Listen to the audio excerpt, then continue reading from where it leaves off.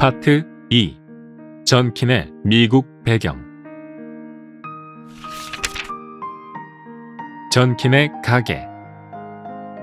윌리엄 전킨은 1865년 12월 13일 미국 버지니아주 크리스천스버그에서 태어났다.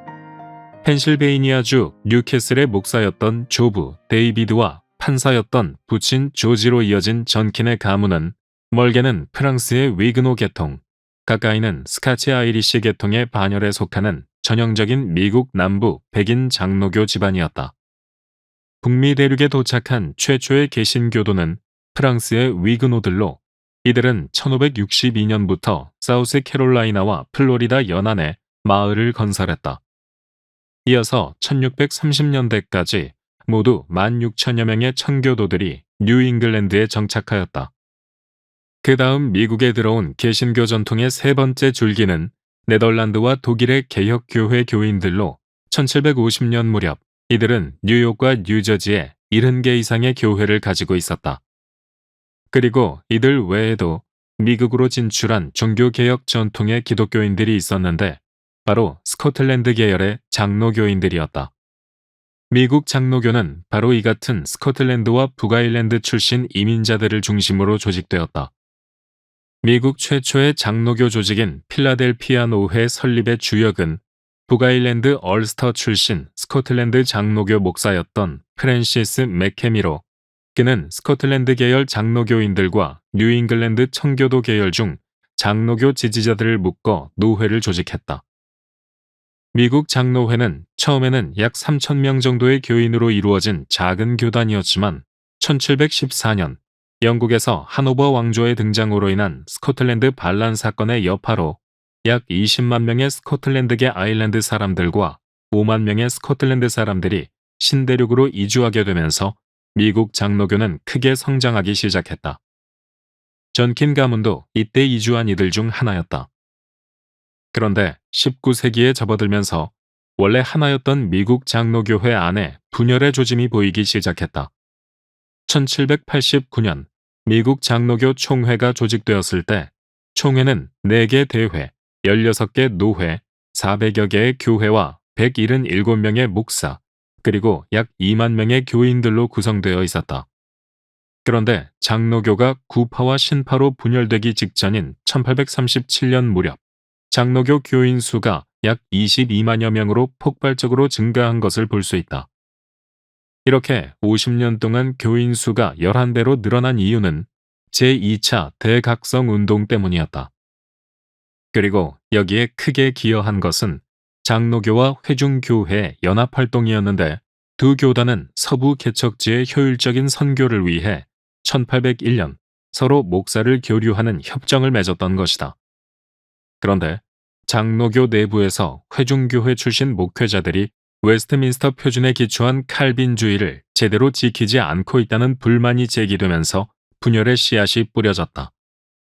칼빈주의를 준수해야 한다는 입장을 견지하고 있던 보수파는 결국 프린스턴 신학교를 중심으로 하는 구파를 형성하였고, 이들은 1837년 총회에서 뉴욕 유니언 신학교를 중심으로 신학적 관용을 주장하던 신파와 갈라짐으로써 미국 장로교회의 분열을 가져왔다. 남부지방 노회들의 다수는 구파였고 신파는 북부지방에 더 많이 분포하고 있었다. 당시 신파 10만 명 가운데 남부지방 교인들은 1만여 명에 불과했다. 이때 전킨의 가문은 마땅히 구파 진영의 일원이었을 것으로 보인다. 그러나 미국 장로교회의 분열은 여기서 그치지 않았다. 노예 해방 문제로 남과 북이 첨예하게 대립하면서 그 여파는 교회로도 밀려들어왔다. 1830년부터 1861년까지 미국 장로교는 당시 미국의 가장 중요한 쟁점이었던 노예제도 폐지를 찬성하는 쪽과 반대하는 쪽으로 양분되어 또다시 진통을 겪게 되었다. 노예제도 철폐 운동에는 구파보다는 신파가 더 적극적이었으며 그 중에서도 뉴욕이 노예 폐지 운동의 중심이 되었다. 노예 해방 문제로 1844년 침례교회가 남북으로 분열되고 1845년에는 감리교회까지 나누어지면서 장로교회 내부에서도 분열의 위기가 조성되었다. 1850년 장로교 신파 총회가 노예제도를 비난하자 남부의 노회들이 반발했고 총회가 이를 경고하는 결정을 내리자 1857년 21개의 남부 노회가 북부로부터 분리하여 남부연합대회를 조직하였다. 이어서 남북전쟁이 발발하였던 1861년 구파 역시 남부와 북부로 분열되었다. 남부의 구파 장로교회는 1861년 겨울 조지아의 오거스타에서 미국 남부동맹 장로교를 조직했다. 이로써 미국 장로교는 모두 4개의 교단으로 분열된 상태가 되었다.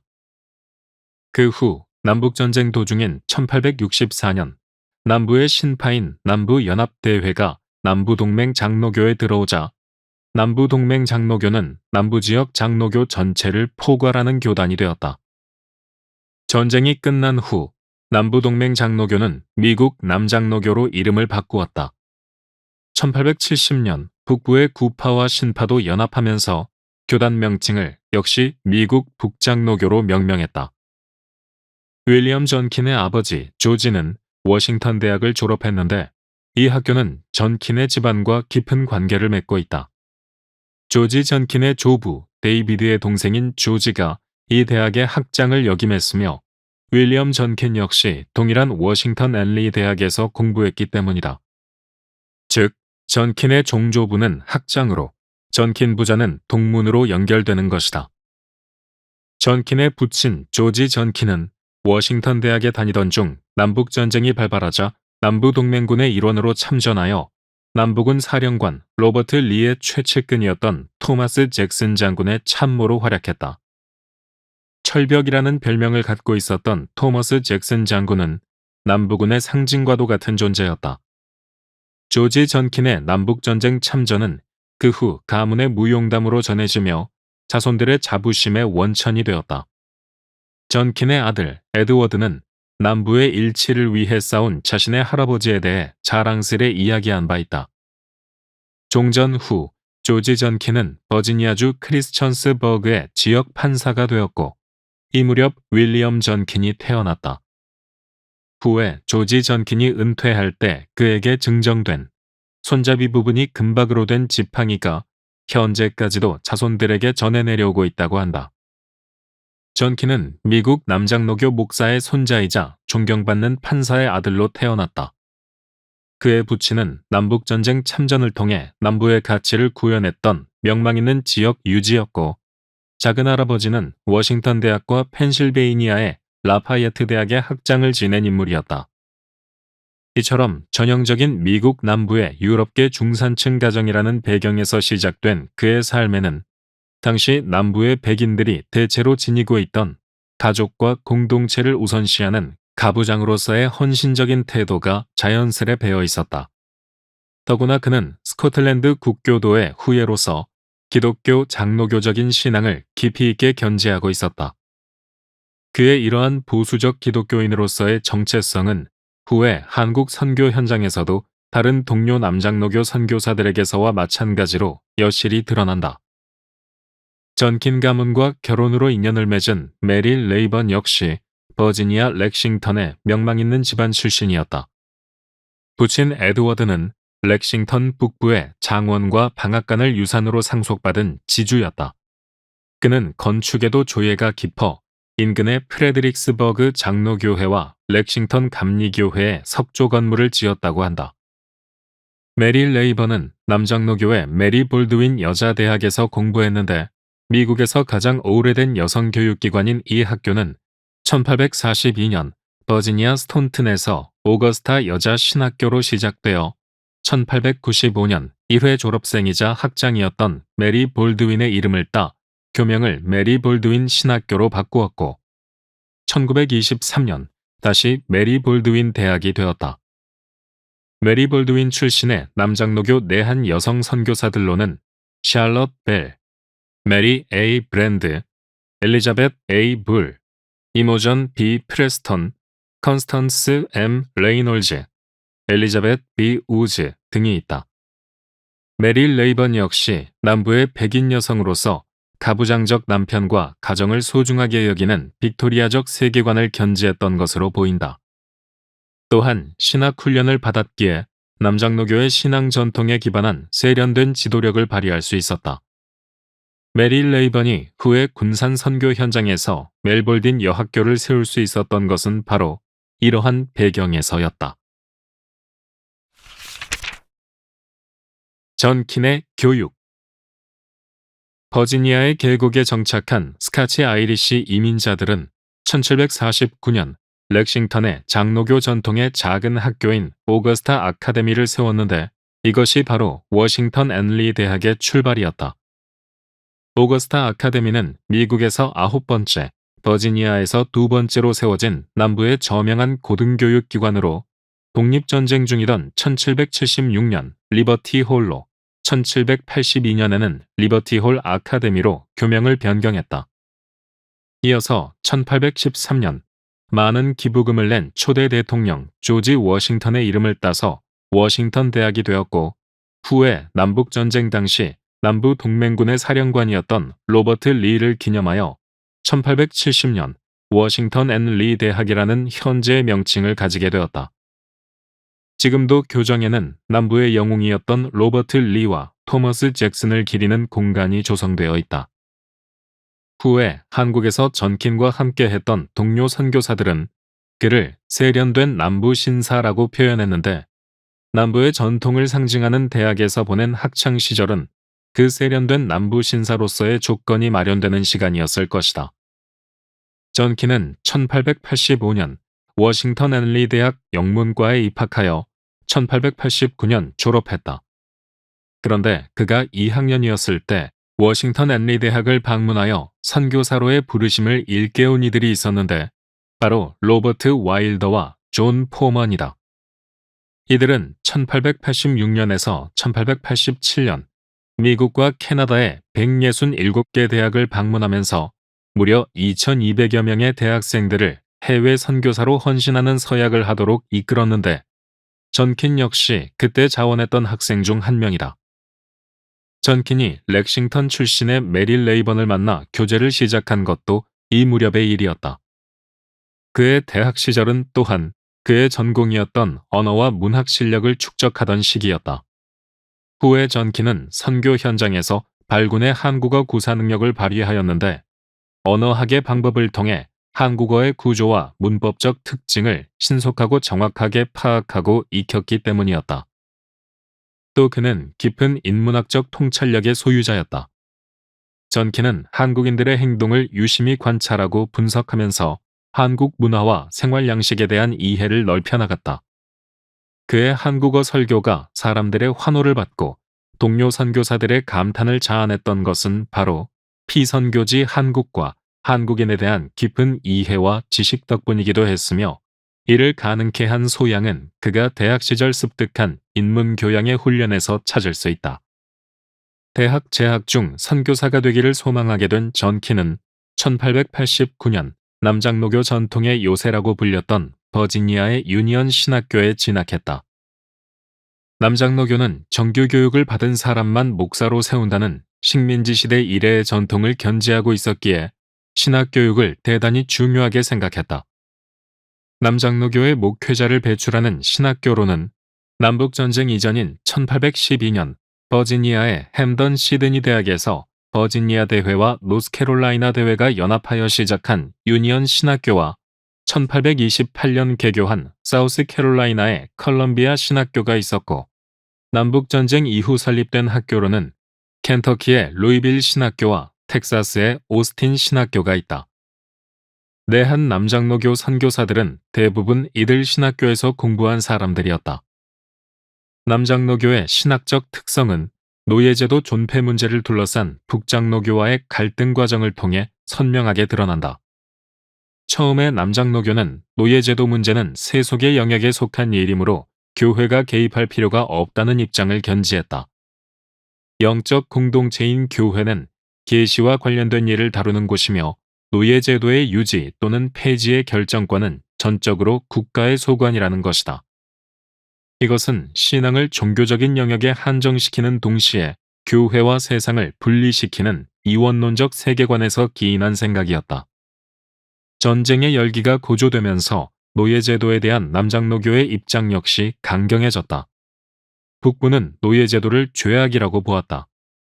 모든 인간의 존엄성과 인격적 평등을 가르치는 성경 전체의 거울에 비추어 노예제도를 판단했던 것이다. 반면 남장로교는 노예제도가 성경의 가르침에 어긋나지 않는다고 보았다. 구약의 족장들도 노예를 소유했으며 신약의 빌레몬서에서도 사도 바울은 도망친 노예에게 되돌아갈 것을 권했다는 것을 근거로 들었다.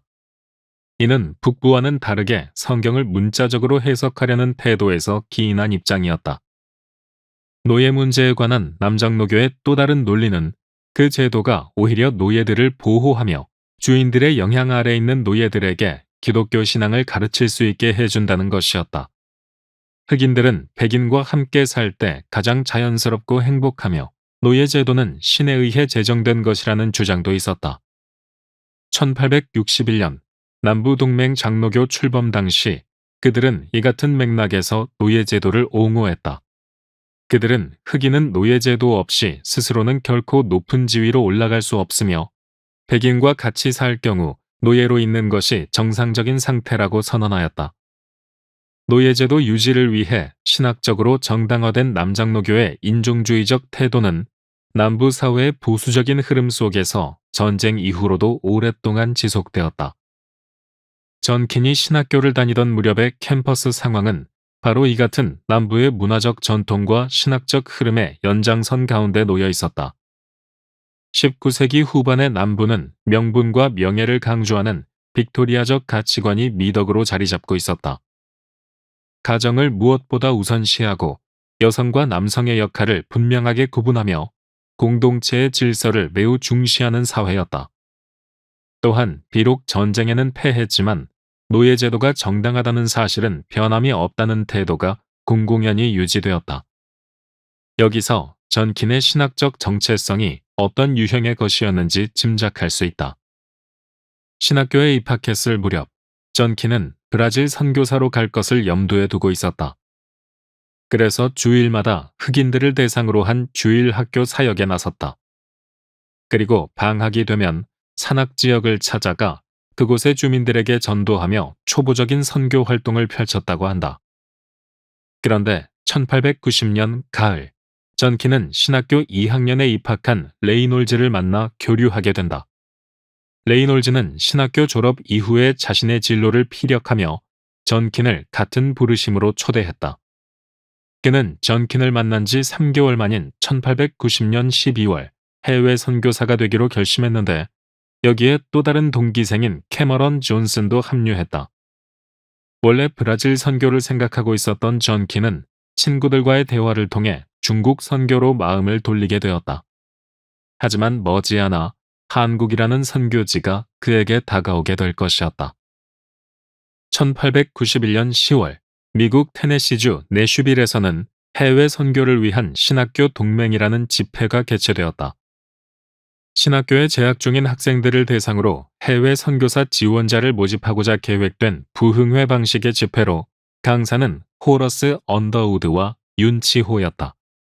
당시 북장로교 파송 한국 선교사였던 언더우드는 첫 번째 안식년을 맞아 미국에 돌아와 있었고 한국인 윤치호는 밴더빌트 대학을 졸업하고 막 에모리 대학에 진학한 상태였다. 언더우드는 그 강연에서 아직 잘 알려지지 않은 피선교지 한국의 모습을 환등기로 보여주면서 참가자들을 한국으로 초대했다. 한국은 어떤 방해 요인도 없이 문이 활짝 열린 나라이며 근대 문물을 접하면서 복음 또한 기꺼이 받아들이고 있다는 것이었다. 윤치호 역시 부디 자신의 조국을 복음화시켜달라고 간곡히 요청했다. 설득력 있는 언더우드의 이야기와 감동적인 윤치호의 호소를 듣고 있던 신학생들 가운데는 유니언 신학교의 레이놀즈와 캐머런 존슨, 그리고 맥코믹 신학교의 루이스 테이트가 있었다. 레이놀즈는 유니언 신학교의 대표였고 존슨은 자신의 경비를 들여 참석했다. 언더우드와 윤치호의 호소는 이들의 마음속에 특별한 관심을 불러일으켰고 오랫동안 은자의 나라로 불리어온 한국에 대해 좀 더 알고 싶은 갈망을 움트게 했다. 테이트는 곧장 남장로교 해외 선교 실행위원회에 자신을 한국으로 파송해달라고 요청했다. 신학교로 돌아온 캐머런 존스는 한국 관련 책 2권을 구하여 친구인 전킨과 레이놀즈에게 빌려주었다. 전킨은 친구들로부터 내슈빌 집회 이야기를 전해 들은 후로 중국이 아닌 한국을 선교지로 마음에 품게 되었다. 그들은 내슈빌 집회 후 언더우드가 자신들이 재학하는 유니언 신학교를 방문하게 되자 그 준비를 도맡았고, 언더우드가 남부의 테네시, 노스캐롤라이나, 버지니아의 주요 도시들을 방문할 수 있도록 주선했다. 언더우드는 가는 곳마다 환등기로 한국의 모습을 보여주며 한국을 소개했다. 한국 선교 준비. 이미 출범 초부터 선교하는 교회를 자임했던 남장로교는 해외 선교에 많은 힘을 쏟았다. 남북전쟁 직후인 1867년 중국을 시작으로 브라질, 멕시코, 일본, 콩고, 한국, 쿠바로 잇따라 선교사를 파송했다. 1902년 무렵 남장로교는 교단의 해외 선교를 총괄 담당했던 해외 선교 실행위원회 산하에 모두 9개 선교부와 47개 스테이션을 운영하고 있었으며 파송 선교사는 총 167명에 달했다. 남장로교는 영토가 넓었던 브라질과 중국에는 별도로 운영되는 2개의 선교부를 두었다. 즉, 중국에는 중국 중부 선교부와 북강소 선교부, 브라질에는 브라질 남부 선교부와 브라질 북부 선교부를 두었다. 그 외 한국 등 나머지 5개 나라에는 각각 1개의 선교부를 두었는데, 한국 선교부는 남장로교 선교사들이 내한한 직후인 1892년 11월 설립되었다. 여기서 선교부란 해당 국가의 남장로교 선교를 총괄하던 회의체 선교기구로 장로교의 7위 조직인 대회 또는 노회와 그 기능과 성격이 유사한 조직이다. 남장로교의 모든 해외 선교사들은 해당 선교부의 소속 회원으로서 의무와 권리를 갖고 있었다. 이와 같은 총 9개의 선교부 아래에는 각각 3개에서 8개의 스테이션이 설치, 운영되고 있었다. 남장로교 선교사들은 선교 대상 지역의 중심 도시에 그들만의 생활 공간을 건설하고 다시 그 안에 병원과 학교, 그리고 교회를 세워나가는 방법을 취했다. 예를 들어 한국 선교부의 전주 스테이션의 경우 화산 언덕 10만 평의 넓은 선교 군내 안에 선교사 주택 10여 채와 예수병원, 신흥학교, 기전여학교, 서문교회가 함께 세워져 있었다. 스테이션은 선교사들의 주거와 전도, 의료와 교육의 기능이 하나의 유기적인 조합을 이루는 복합 선교지구로서 선교가 실질적으로 진행되는 최일선의 현장이었던 것이다. 선교사들의 일상생활과 선교 활동 역시 스테이션을 중심으로 이루어졌고, 해당 선교부의 선교 정책은 모두 스테이션들을 통해 구체화되었다. 이러한 스테이션 중심 선교 전략은 남장로교뿐 아니라 19세기 후반 구미 선교사들이 공유하고 있었던 것으로 보인다. 남장로교의 스테이션 가운데 가장 오래된 것은 1867년 설립된 중국 중부 선교부의 항주 스테이션인데, 1867년은 남장로교가 중국 선교를 개시한 시점이기도 하다. 즉, 선교의 시작이란 곧 스테이션의 설치를 의미하는 것이었다.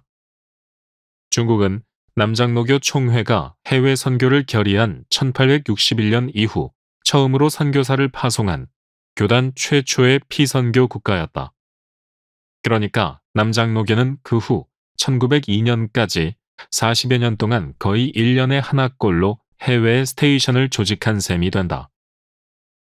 1891년 12월, 전킨은 레이놀즈와 함께 선교본부에 한국 선교를 희망하는 편지를 보냈다.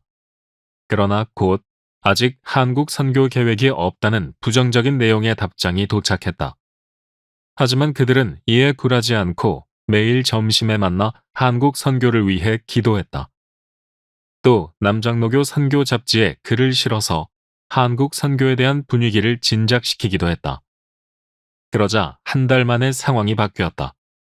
당시 남장로교가 진행하고 있던 그리스 선교가 정치적 불안으로 중단되면서 선교본부는 그리스의 대안을 찾아야 하게 된 것이다. 또 하나 중요한 사건은 언더우드 형제의 기부였다. 북장로교 파송 한국 선교사인 호러스 언더우드의 친형이며 언더우드 타자기로도 유명한 존 언더우드가 재정 부족으로 한국 선교를 할 수 없다는 남장로교의 형편을 듣고 $2,000를 쾌척했던 것이다.